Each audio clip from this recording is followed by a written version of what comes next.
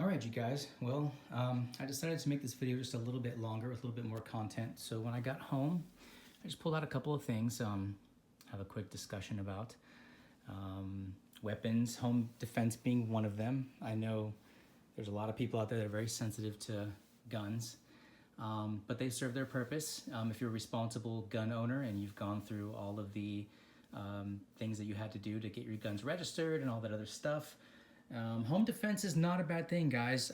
Guns themselves don't kill people. People kill people. I'm a firm believer in that. I am a responsible gun owner. I take care of my stuff, and I'm not out there looking for any sort of trouble or any sort of rioting. I just feel the need to be able to protect my home and my family. When you have kids, you start to think that way, and that's a good mentality to have. Of course, when you live in an apartment, you don't necessarily want to be discharging weapons in your home. It's a good deterrent, but there's also other forms of home deterrent. These are pretty viable. They will do the trick. I've got a few things like this on hand at all times, just in case. I would rather never have to shoot at or shoot anybody, but in self-defense, you do what you got to do. I would rather at least have something in my hand to defend myself with. You guys, these are fairly cheap. I think I picked these up for like 15, 16 bucks a piece. They are stainless steel. They do the trick. These are sharp. These are no joke. These are deadly weapons. And I think, you know, for under 20 bucks, it's a good thing to have for home defense.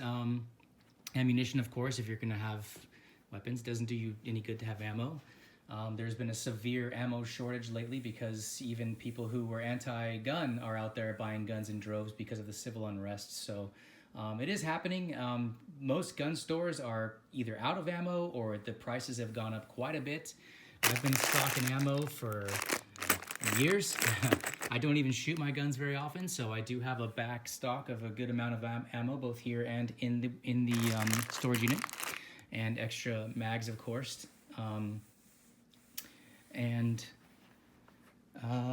You know, you saw that stuff that's in the storage unit, and it's always good to have stuff at home too. You know, what if you can't get to your place where all your stuff is, and you've just got to bounce and you got to bug out? I mean, I always believe that bugging in is best. If you have what it takes to bug in, then do that. That's the safest thing to do. But I'd be a fool to have all my resources in one location. That does not bode well for any sort of emergency situation. You've got to be prepared at home to have what you need. A stocked cupboard is a happy cupboard. Again, a lot of canned foods. Nobody wants to have to live off that, but I'll tell you what, I mean, even if you have to eat this stuff cold, you can, and they last a very long time, and they will do you right if you are in the situation where you need it.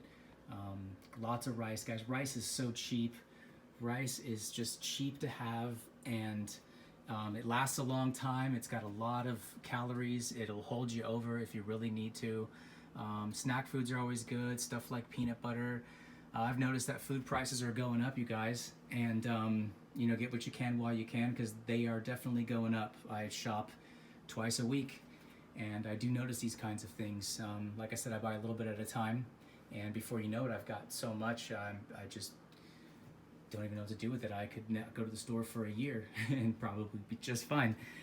Mason jars, guys, mason jars. Mason jars will keep your stuff fresh. If you have long-term food, you don't want to necessarily leave it in the plastic bags.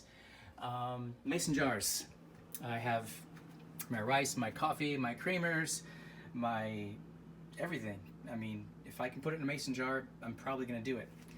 Bought some of this on Amazon actually yesterday, just arrived today. This is, I'm a big honey freak. I got lots of honey on back order. We already talked about honey and how good it is to have on hand. This is a nice little honey with the comb. This is not an emergency stash. This is a delicacy that I'm probably gonna break into tonight.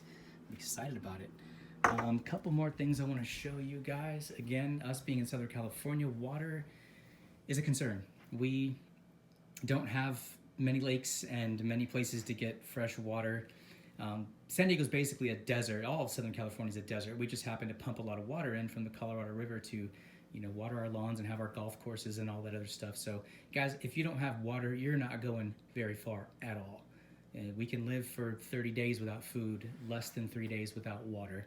and that is not the kind of way you want to go from dehydration. Plus, drinking bad water can give you all kinds of stomach viruses and diseases that you just don't want to have to deal with. And last thing on our list, guys, I am a amateur candle maker.